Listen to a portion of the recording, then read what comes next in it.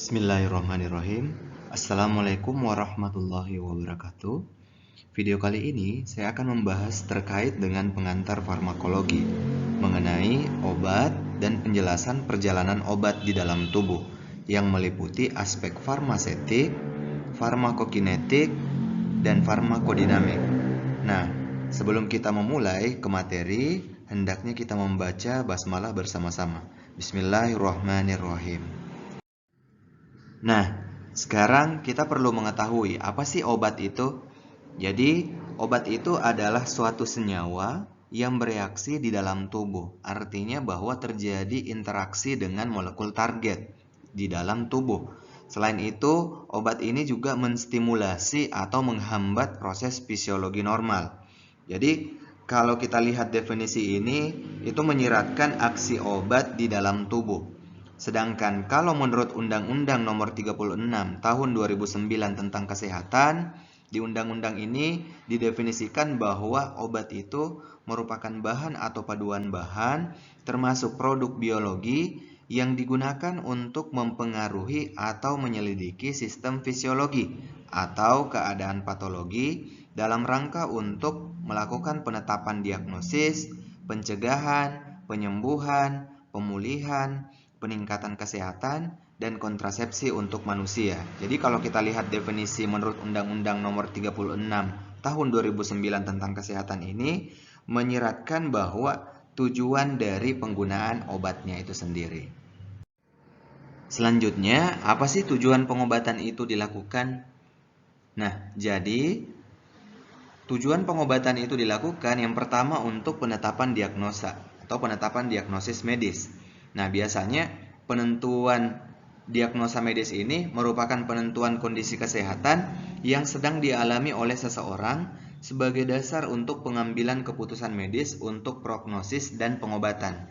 Nah, biasanya diagnosis itu dilakukan oleh dokter tentunya. Nah, diagnosis ini dilakukan untuk menjelaskan gejala dan tanda klinis yang dialami oleh pasien, serta membedakannya dengan kondisi lain yang serupa tentunya. Nah, biasanya dalam penegakan diagnosis biasanya diawali dengan mengumpulkan informasi melalui anamnesis kepada pasiennya yang dilanjutkan dengan pemeriksaan fisik terhadap pasien tersebut. Biasanya terkadang juga diminta pemeriksaan lanjutan. Dalam hal ini biasanya ada kayak pengujian laboratorium, misalnya seperti pemeriksaan darah, kemudian ada pemeriksaan urin, itu diperlukan untuk selama proses diagnosis. Kemudian tujuan pengobatan yang kedua adalah promotif. Nah, jadi promotif di sini diartikan sebagai peningkatan. Jadi promotif atau dalam hal ini promosi kesehatan itu merupakan tingkatan pencegahan pertama yang oleh para ahli kesehatan masyarakat di Indonesia ini diartikan sebagai peningkatan kesehatan. Jadi hal ini dikarenakan kenapa? Karena makna yang terkandung pada promosi kesehatan itu adalah peningkatan kesehatan seseorang, yaitu dengan melalui asupan gizi seimbang, olahraga yang teratur, dan lain sebagainya. Sehingga orang tersebut tetap sehat dan tidak terserang penyakit tentunya. Kemudian ada tujuan pengobatan yang ketiga adalah preventif. Jadi preventif di sini diartikan sebagai pencegahan. Nah, yang dimaksud dengan preventif kesehatan atau upaya kesehatan preventif adalah suatu upaya untuk melakukan berbagai tindakan untuk menghindari terjadinya berbagai masalah kesehatan yang mengancam diri kita sendiri maupun orang lain di masa yang akan datang tentunya. Makanya ada pepatah dulu bilang, lebih baik mencegah suatu penyakit itu jauh lebih baik dibandingkan mengobati, seperti itu. Kemudian tujuan pengobatan yang keempat adalah kuratif. Nah, kuratif ini diartikan sebagai penyembuhan. Jadi yang dimaksud dengan kuratif kesehatan atau upaya kesehatan kuratif itu merupakan suatu upaya kesehatan yang dilakukan untuk mencegah penyakit menjadi lebih parah melalui pengobatan. Nah, upaya kesehatan kuratif ini juga dapat diartikan sebagai usaha medis yang dilakukan untuk menyembuhkan atau mengurangi rasa sakit yang diderita oleh seseorang. Nah, tujuan pengobatan yang terakhir adalah rehabilitatif. Nah, jadi kalau rehabilitatif ini diartikan sebagai pemulihan. Jadi yang dimaksud dengan rehabilitatif kesehatan di sini adalah suatu upaya maupun rangkaian kegiatan yang ditujukan kepada bekas penderita atau mantan penderita. Jadi ada dalam artian pasien yang sudah tidak menderita penyakit lagi, agar dapat berinteraksi secara normal dalam lingkungan sosial. Nah, usaha rehabilitatif ini memerlukan bantuan dari seluruh anggota masyarakat atau seluruh elemen masyarakat untuk dapat mengerti dan memahami keadaan mereka, sehingga memudahkan mereka dalam proses penyesuaian dirinya dalam masyarakat dengan kondisi yang sekarang ini, seperti itu. Selanjutnya, apa saja sih syarat dari obat itu? Jadi, syarat dari obat itu adalah yang pertama dia harus berkualitas, kemudian yang kedua dia harus aman, dan yang ketiga dia harus berkhasiat atau bermanfaat. Jadi, seperti yang kita ketahui bahwa obat memiliki peranan yang sangat penting dalam kesehatan, khususnya dalam mempengaruhi fungsi fisiologis tubuh manusia. Oleh karena itu, menjadi tuntutan bagi industri farmasi untuk menghasilkan obat yang berkualitas, aman, dan memiliki efikasi yang terjamin tentunya. Nah, mutu suatu obat itu tidak hanya dapat dilihat melalui serangkaian pengujian laboratorium saja, melainkan harus melekat pada produk tersebut. Nah, jadi menurut Undang-Undang Nomor 36 Tahun 2009 Pasal 98 mengatakan bahwa sediaan farmasi dan alat kesehatan harus aman, berkhasiat, atau bermanfaat. Nah, serta ada yang lebih penting lagi, harganya harus terjangkau tentunya.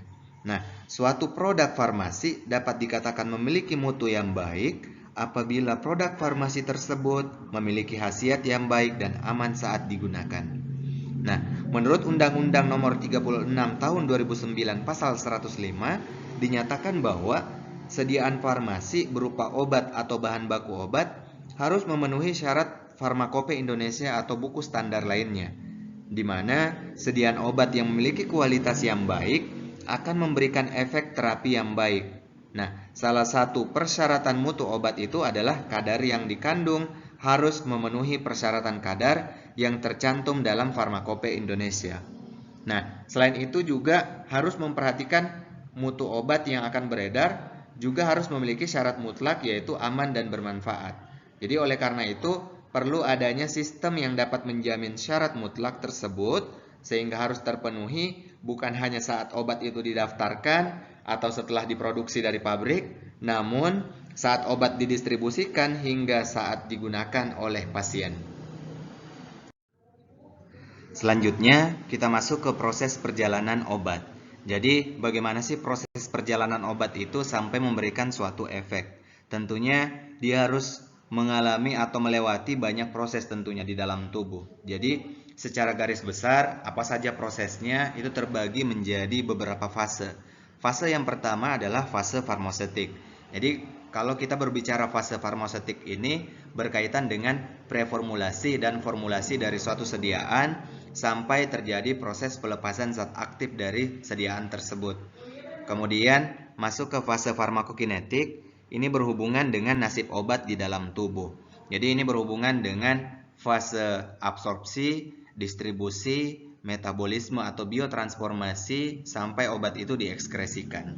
Kemudian fase yang terakhir adalah fase farmakodinamik. Ini berhubungan dengan bagaimana sih kerja obat pada targetnya, seperti itu. Jadi kalau secara singkat saya bisa jelaskan bahwa kalau kita berbicara tentang farmakokinetik, ini menjelaskan apa yang dilakukan tubuh terhadap suatu obat. Jadi apa yang dilakukan tubuh kita terhadap obatnya. Nah, ini berhubungan dengan absorpsi, distribusi, metabolisme, dan ekskresi. Kemudian kalau farmakodinamik itu berbicara tentang apa sih yang obat lakukan terhadap tubuh kita. Baik itu berikatan dengan reseptornya, kemudian bagaimana persinyalannya, bagaimana efek fisiologisnya, ini berhubungan dengan mekanisme kerjanya juga. Kemudian ini kita berbicara dosis dan bagaimana respon yang dihasilkan. Nah, ini merupakan fase penjabaran dari yang saya sudah jelaskan tadi. Kita mulai dari fase farmaseutik terlebih dahulu. Jadi kalau kita berbicara tentang fase farmaseutik, ada proses pelepasan zat aktif di sini sampai terjadi proses disolusi. Jadi kalau kita berbicara fase farmaseutik, seperti yang kita ketahui bersama bahwa ada sekitar 80% obat itu diberikan melalui mulut.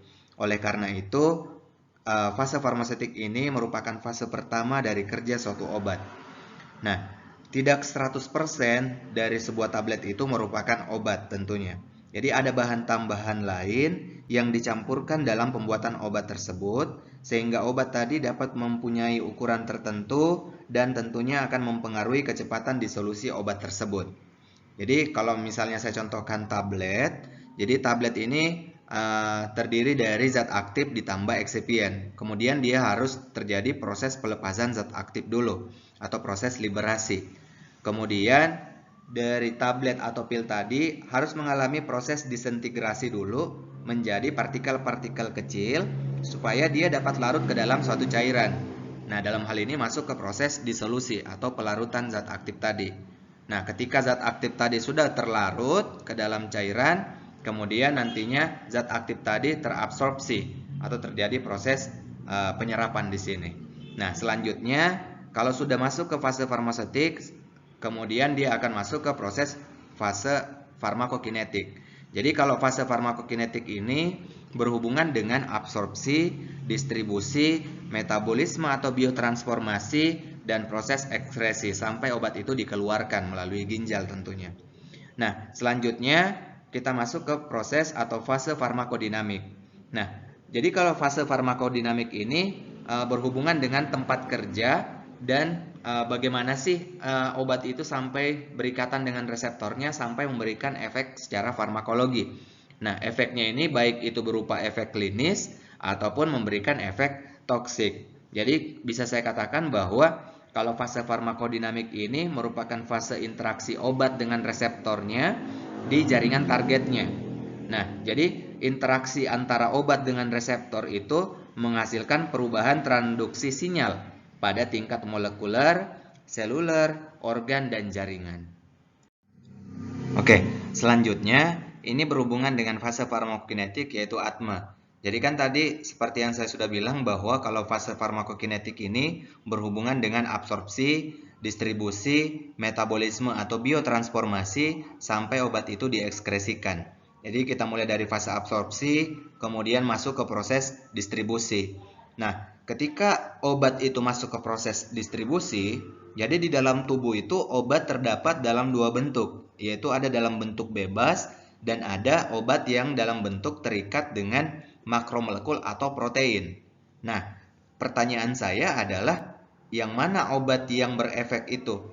Jadi, kalau saya bisa bilang bahwa obat yang berefek itu adalah obat yang dalam bentuk bebas.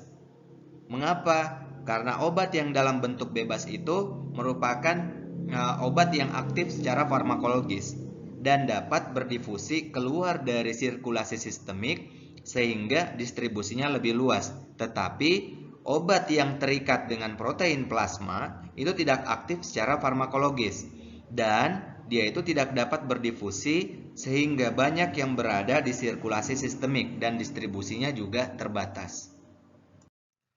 Selanjutnya, mari kita bahas satu persatu. Kita mulai dari bagian absorpsi terlebih dahulu. Jadi, absorpsi obat itu merupakan proses nyawa obat yang dipindahkan dari tempat absorpsinya ke dalam sirkulasi sistemik. Artinya terjadi pergerakan partikel obat dari saluran gastrointestinal ke dalam cairan tubuh, nanti melalui absorpsi pasif, kemudian ada absorpsi aktif atau pinositosis. Nah, biasanya proses ini tergantung pada karakteristik tempat absorpsinya, aliran darah di tempat absorpsinya, sifat fisika kimia obat, dan karakteristik dari produknya, dalam hal ini bentuk sediaannya. Nah, proses absorpsi juga diukur atau dilihat dari bioavailabilitasnya atau ketersediaan hayati dari obatnya. Jadi bioavailabilitas itu merupakan ukuran laju dan besarnya obat mencapai sirkulasi sistemik. Nah, di sini ada dua parameter yang dilihat. Jadi, yang pertama ada parameter farmakokinetik yang menggambarkan laju absorpsinya. Dalam hal ini kita melihat KA atau tetapan laju absorpsi. kemudian ada Tmax atau waktu obat mencapai konsentrasi puncak, dan ada Cpmax, yaitu konsentrasi obat mencapai maksimum. Nah, parameter yang kedua adalah parameter yang menggambarkan besarnya obat mencapai sirkulasi sistemik. Dalam hal ini kita melihat AUC atau luas area di bawah kurva obat di dalam plasma, dan nilai F atau fraksi dosis terabsorpsi atau ketersediaan hayati absolut atau relatif. Nah, perlu kalian ingat juga bahwa dalam proses absorpsi itu ada yang dinamakan dengan barrier absorpsi. Nah, barrier absorpsi ini terdiri dari membran fosfolipid, sehingga untuk menembus membran itu membutuhkan transport membran. Nah, apa saja transport membrannya? Jadi yang tadi yang saya ucapkan ada transport aktif, ada difusi pasif, ada difusi terfasilitasi, ada pinositosis, dan ada fagositosis. Jadi kalau dengan proses difusi ini, obat ini tidak memerlukan energi untuk menembus membran. Sedangkan kalau absorpsi aktif biasanya membutuhkan carrier atau pembawa, dalam hal ini difusi terfasilitasi. Jadi kalau dia mau bergerak, si absorpsi aktif ini, karena dia membutuhkan carrier atau pembawa untuk bergerak melawan perbedaan konsentrasi tentunya.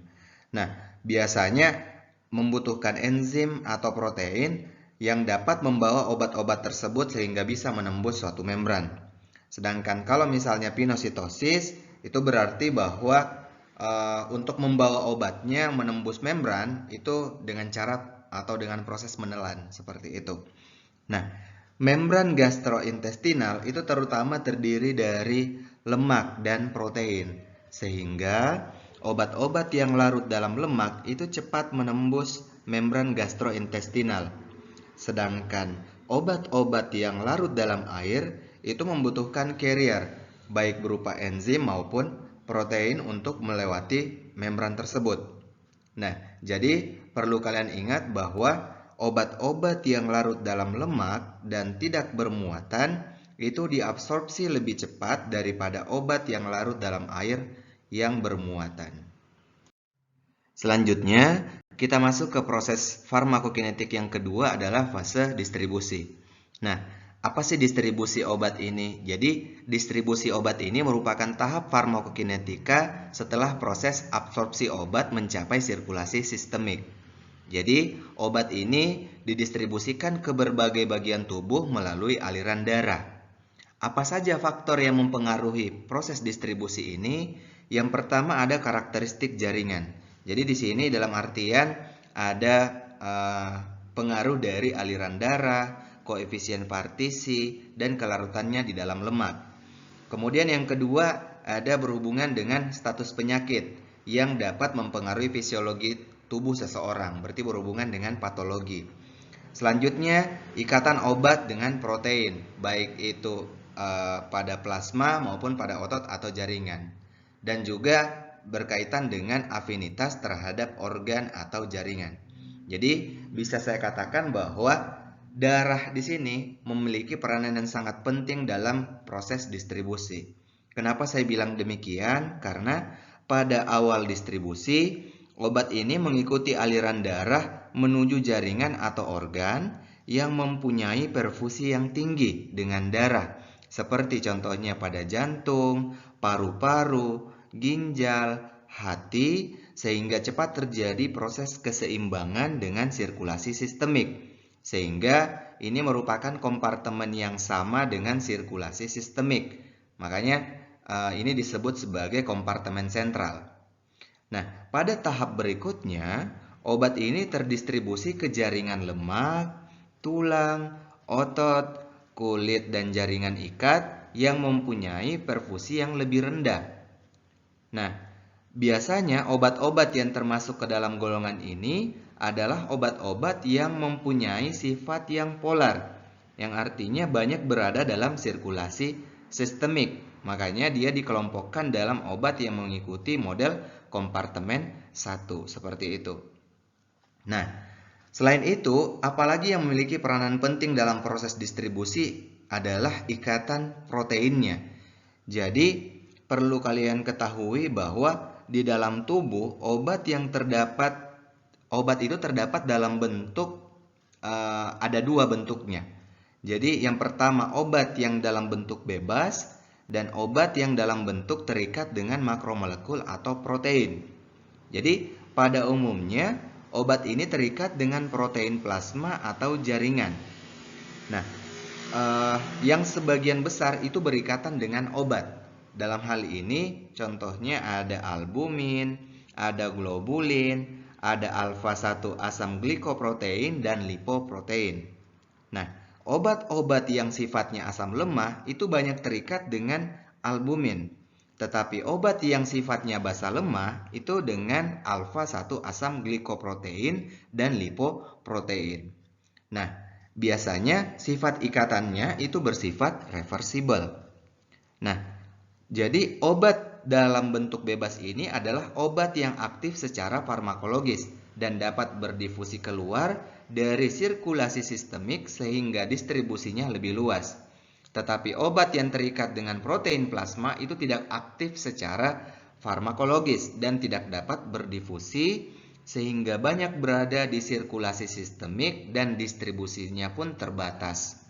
Nah, besarnya distribusi obat di dalam tubuh itu diberi istilah adalah volume distribusi atau VD.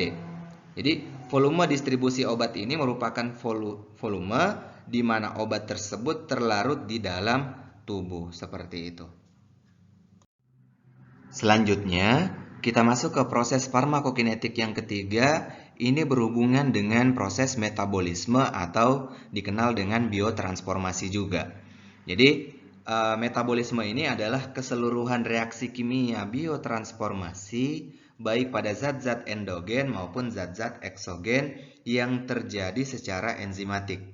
Jadi kalau bisa saya katakan bahwa metabolisme obat ini mempunyai tujuan dasar mengubah zat dari aktif menjadi tidak aktif atau merubah zat dari aktif menjadi inaktif, dari yang kurang polar menjadi polar, sehingga dapat dengan mudah diekskresikan melalui urin.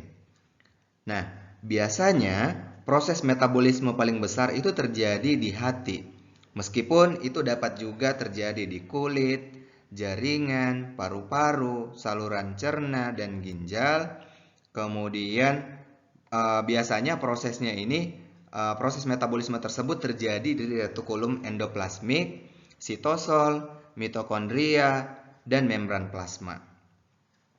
Nah, biasanya proses metabolisme ini juga melibatkan bantuan enzim, baik yang spesifik terhadap substrat dan yang tidak spesifik terhadap substrat. Tapi enzim-enzim tersebut itu sebagian besar tidak spesifik terhadap substrat, sehingga mampu mengubah substrat dengan struktur kimia yang berbeda-beda. Nah, apa saja faktor yang mempengaruhi biotransformasi obat? Itu berkaitan dengan genetik, fisiologis tubuh seseorang, karakteristik obatnya, kemudian apakah terjadi interaksi obat, kemudian status penyakit seseorang, kemudian usia seseorang, kemudian kebiasaan pasiennya, baik itu dia mengkonsumsi minuman keras atau dalam hal ini merokok, seperti itu. Nah, jadi bagaimana sih supaya obat ini mudah diekskresikan lewat urin? Jadi perlu ada perubahan atau perlu ada biotransformasi dari obat tersebut. Jadi obat-obat yang sifatnya lipofil itu kan sulit untuk dieliminasi, sehingga harus masuk ke proses biotransformasi dulu atau proses metabolisme. Jadi sehingga diperoleh metabolit yang bersifat lebih polar atau hidrofil. Sehingga kalau dia sudah lebih polar artinya dia bisa larut dalam air, sehingga bisa dengan mudah melewati ginjal, sehingga bisa diekskresikan dalam bentuk urin, seperti itu. Nah, selanjutnya kita masuk ke fase farmakokinetik yang terakhir adalah proses ekskresi, di mana proses ekskresi ini merupakan proses pengeluaran zat aktif atau metabolit dari tubuh untuk menurunkan konsentrasi zat tersebut agar tidak menyebabkan akumulasi atau toksik. Atau dengan kata lain bahwa ekskresi obat ini merupakan eliminasi terakhir obat atau metabolit tadi dari sirkulasi sistemik melalui ginjal bersama urin. Kemudian organ lain yang berperan sebagai proses ekskresi di sini ada empedu dan usus melalui feses, paru-paru mengeluarkan gas, kulit mengeluarkan keringat, kemudian ada air mata dan ada ASI. Jadi bisa saya katakan di sini bahwa ginjal merupakan organ yang paling penting untuk ekskresi obat dan metabolitnya. Sehingga untuk melewati proses ekskresi lewat ginjal itu melewati beberapa tahapan. Yang pertama ada filtrasi di glomerulus, kemudian ada reabsorpsi di tubulus, dan ada sekresi di tubulus. Nah, selanjutnya ini merupakan laju eliminasi obat melalui ginjal yang dapat digambarkan dengan penentuan klirensinya atau daya eliminasinya, yaitu perbandingan kecepatan eliminasi bahan dengan konsentrasi bahan di dalam darah.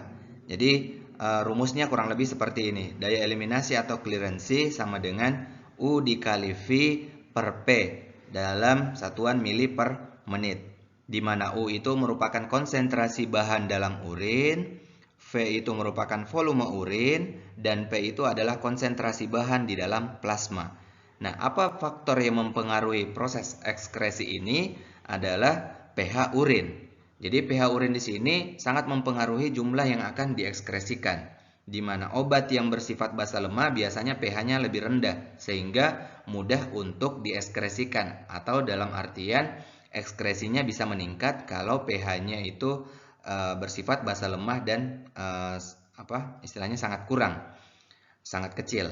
Sedangkan obat yang bersifat asam lemah biasanya pH-nya besar sehingga sangat sulit untuk diekskresikan seperti itu. Oke, tadi kita sudah bersama-sama membahas terkait dengan farmakokinetik yang berhubungan dengan ATME. Sekarang kita masuk ke bagian farmakodinamik. Jadi secara singkat, farmakodinamik ini adalah mempelajari pengaruh obat terhadap tubuh manusia. Nah, ketika obat mencapai tempat kerjanya, maka akan menghasilkan suatu efek. Tentunya ada berbagai macam yang harus dilewati oleh si obat itu sampai obat itu bisa berikatan dengan reseptornya atau sampai ke tempat kerjanya. Nah, tempat kerja obat itu ada beberapa. Yang pertama ada organ, kemudian ada reseptor, ada sel, dan enzim. Jadi ketika obat itu mencapai target site-nya atau tempat kerjanya, maka dia bisa menghasilkan suatu efek secara farmakologi atau menghasilkan efek obat seperti itu. Nah, ada kelas utama reseptor. Jadi reseptor ini ada yang dinamakan reseptor saluran ion atau ion channel reseptor. Kemudian ada reseptor yang berinteraksi dengan protein yang mengikat guanin atau biasa disebut sebagai reseptor GPCR. Kemudian ada reseptor dengan aktivitas tirosin kinase intrinsik dan ada reseptor asam nukleat. Jadi bisa saya katakan bahwa farmakodinamik ini mempelajari efek obat terhadap fisiologi dan biokimia seluler dan mekanisme kerja obat. Nah, sebenarnya respon obat itu dapat menyebabkan efek fisiologis primer atau sekunder atau bahkan keduanya. Nah, jadi efek primer ini adalah efek yang diinginkan dan efek sekunder ini mungkin diinginkan atau tidak diinginkan. Saya berikan contoh, misalnya obat dengan efek primer dan sekunder, misalnya diphenhidramin atau Benadryl kalau kalian mungkin kenal di apotik atau mungkin sering mengkonsumsi. Jadi itu merupakan suatu antihistamin. Nah, biasanya efek primer dari diphenhidramin adalah untuk mengatasi gejala-gejala alergi. Nah, sedangkan kalau efek sekundernya adalah penekanan susunan saraf pusat yang menyebabkan rasa kantuk. Nah, biasanya efek sekunder ini tidak diinginkan jika seseorang mengendarai mobil, tetapi pada saat tidur itu dapat menjadi diinginkan karena menimbulkan sedasi ringan seperti itu. Nah, selanjutnya ini masih bagian dari farmakodinamik, Tadi kan saya sudah menjelaskan bahwa ketika obat itu sampai ke tempat kerjanya, maka nanti akan menghasilkan suatu efek secara farmakologi. Jadi ada interaksi antara obat dan target site-nya atau tempat kerjanya. Nah, jadi sifatnya ada yang bersifat agonis dan ada yang bersifat antagonis. Dikatakan agonis jika ikatan antara obat dan reseptor dapat menstimulasi reseptor tersebut sehingga timbul efek farmakologi. Sedangkan dikatakan antagonis jika ikatan antara obat dan reseptor tidak menimbulkan efek secara farmakologi atau efek farmakologi. Jadi saya bahas ya yang agonis dulu. Jadi sebagian besar agonis itu berikatan melalui ikatan ion, hidrogen, dan van der Waals. Mungkin kalian sudah pelajarin ini di kimia dasar tentunya. Nah, jadi ikatan-ikatan ini biasanya bersifat reversible. Sedangkan sebagian kecil agonis itu berikatan dengan reseptornya secara kovalen. Dan ikatan ini bersifat irreversible. Reseptor itu sering digambarkan sebagai protein yang bisa berikatan ataupun tidak berikatan dengan ligan agonis. Nah, ketika reseptor ini berikatan dengan ligan agonis, maka akan menghasilkan efek obat. Ketika dia tidak berikatan, maka efek obat ini tidak akan muncul tentunya. Nah, keadaan reseptor itu dibagi menjadi ada yang berikatan dan ada yang tidak berikatan, yang masing-masing menghasilkan bentuk yang berbeda-beda. Nah, di sini saya sudah menampilkan gambar yang agonis dan antagonis. Semoga bisa tergambarkan definisinya. Nah, jadi kalau kita mulai dulu yang agonis yang sebelah kiri. Jadi ini ada interaksi reseptor dengan agonis yang digambarkan sebagai ada yang berikatan dan ada yang tidak berikatan. Jadi reseptor yang tidak berikatan itu digambarkan sebagai inaktif. Nah, ketika reseptor itu berikatan dengan ligan agonis, maka akan teraktivasi. Bisa kalian lihat yang bone activated receptor. Dan memediasi tentunya ada efek obat tentunya di sini nantinya. Nah, jadi gambaran ini cukup sederhana ya, tetapi dapat memberikan pengertian dasar dari sifat agonis itu seperti apa sih. Nah, selanjutnya mari kita bahas yang antagonis. Kalau antagonis ini dia obat yang berikatan dengan reseptor tanpa mengaktifkan reseptor tersebut tentunya. Nah, antagonis ini biasanya berikatan melalui ikatan ion, hidrogen, atau van der Waals sehingga bersifat reversible juga. Nah, antagonis itu menghalangi kerja dari agonis dengan mencegah agonis ini berikatan dengan reseptornya sehingga efek obat ini tidak bisa dihasilkan seperti itu. Nah, bagaimana penjelasan gambarnya? Kurang lebih seperti ini. Jadi ini merupakan gambaran sederhana, bisa kalian lihat yang sebelah kanan. Gambaran sederhana tentang pengaktifan reseptor dan kerja antagonis. Jadi pada gambar ini antagonis dilambangkan sebagai yang berwarna merah itu.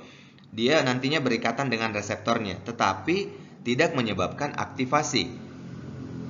Jadi ikatan dengan antagonis kemudian mencegah agonis untuk berikatan dengan reseptornya, sehingga tidak muncullah efek dari obatnya.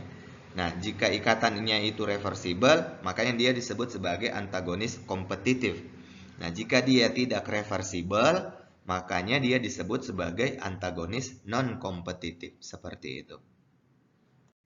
Oke, nah sekarang bagaimana sih mekanisme umum kerja obat itu? Jadi mekanisme umum kerja obat itu ada yang berinteraksi dengan reseptornya, ada yang bekerja di kanal ion, ada interaksi dengan sistem transportnya, ada yang mempengaruhi enzim, ada yang mempengaruhi biosintesis mikroorganisme, dan ada yang bekerja pada sel DNA atau antibodi juga. Nah, selanjutnya mari kita bahas terkait dengan dosis dan keamanan obat. Kita mulai dari dosis terlebih dahulu. Nah, dosis ini merupakan sejumlah satuan obat yang diberikan pada tubuh untuk menimbulkan suatu efek atau tujuan tertentu. Jadi, efek obat yang terjadi tentunya tergantung pada takaran atau dosis obat yang diberikan. Lebih spesifik lagi, itu tergantung pada konsentrasi obat pada tempat kerjanya. Dalam hal ini, tempat interaksi obat dengan reseptornya. Nah, ketika dosisnya ditingkatkan, apa yang terjadi? Jadi di samping efek utama obat yang meningkat dengan meningkatnya dosis obat tersebut pada rentang atau batas tertentu, maka efek samping dan juga efek toksiknya ikutan meningkat juga. Apa saja satuan dari dosis itu? Jadi satuan dosis itu ada miligram per kilogram berat badan, ada miligram per meter persegi, dan ada unit internasional atau IU. Nah, bagaimana keamanan obat? Nah, kalau keamanan obat ini perlu ditentukan dengan toksisitas obat atau dengan pengujian uji toksisitas pada hewan tentunya. Nah, uji toksisitas ini terbagi menjadi dua. Ada uji toksisitas umum dan ada uji toksisitas khusus. Kalau yang umum ada apa saja? Ada uji toksisitas akut, subkronis, maupun kronis. Sedangkan kalau uji toksisitas khusus, itu contohnya ada uji teratogenik, ada mutagenik, dan ada karsinogenik.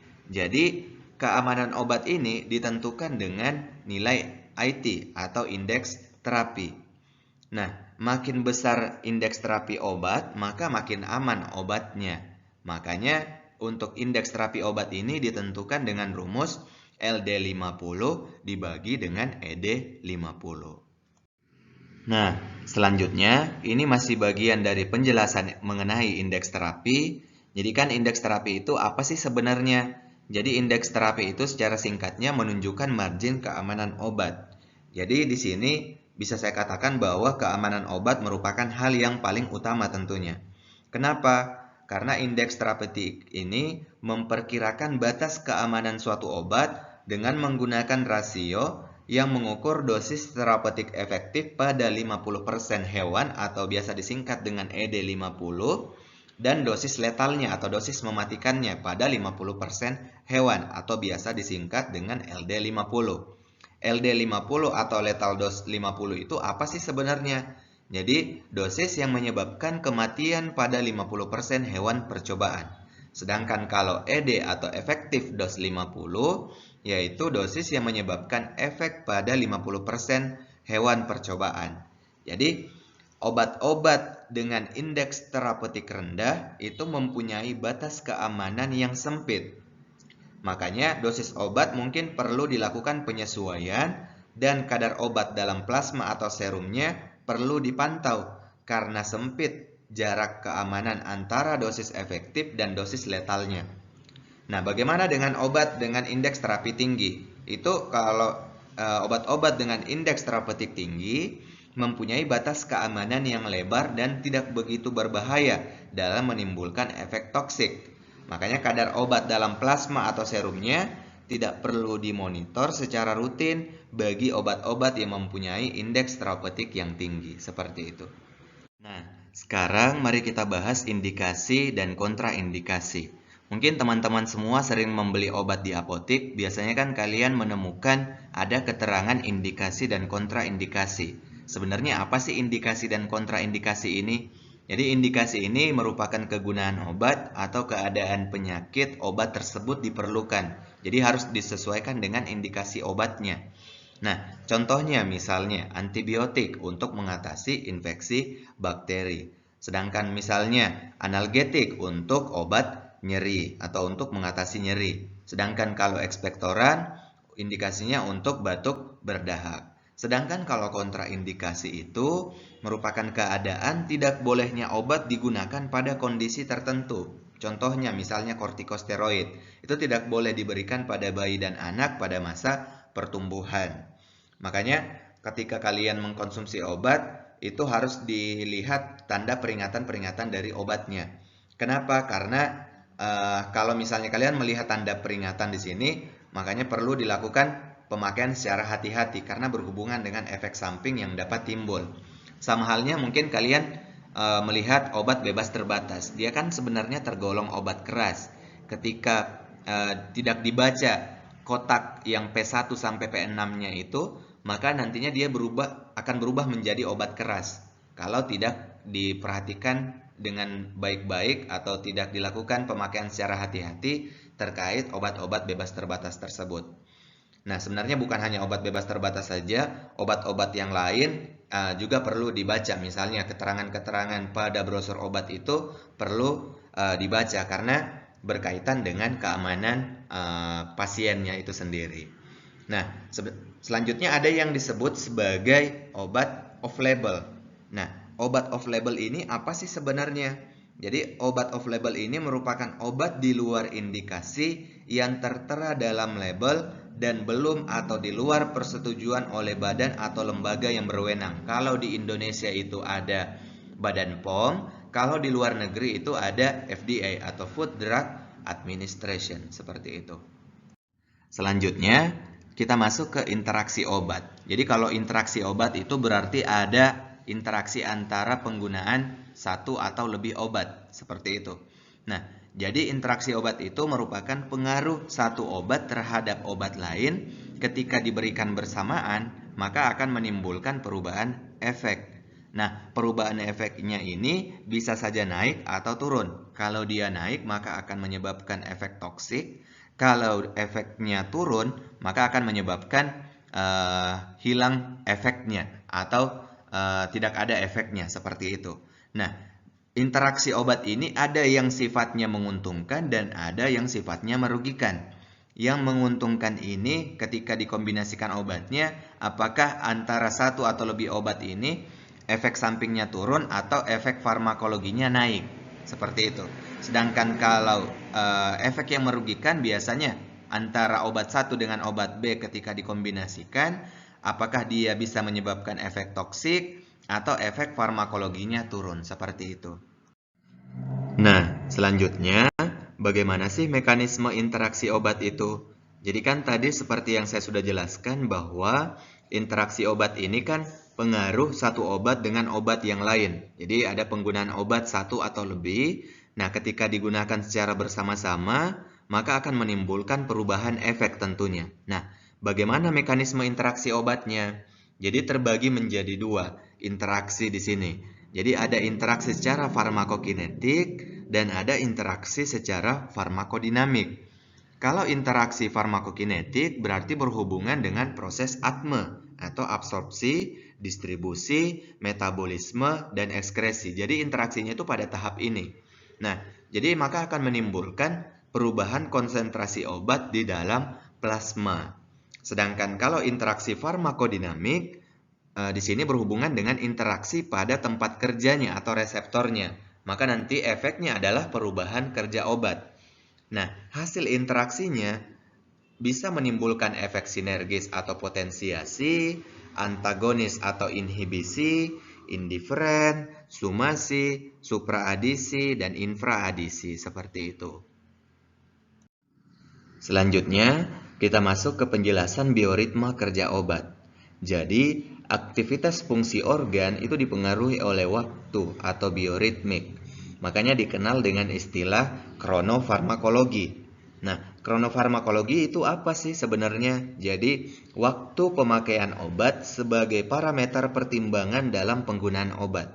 Sebagai contoh, misalnya, ini percobaan pada mencit menunjukkan bahwa kerja analgetik itu efeknya lebih kuat pada malam hari. Selain itu, puncak produksi asam lambung itu terjadi pada tengah malam. Makanya, untuk obat antacid itu dianjurkan dimakan selain sebelum atau sesudah makan, juga sebelum tidur, seperti itu. Terima kasih atas perhatiannya. Sekian penjelasan mengenai obat dan penjelasan perjalanan obat di dalam tubuh yang meliputi aspek farmasetik, farmakokinetik, dan farmakodinamik. Saya memohon maaf apabila selama penjelasan tadi terdapat kesalahan dan kekeliruan. Apabila ada pertanyaan, bisa langsung ke kolom komentar di bawah ya. Nah, ini merupakan referensi yang bisa kalian gunakan. Saya tutup dan saya akhiri. Billahi taufiq wal hidayah. Assalamualaikum warahmatullahi wabarakatuh.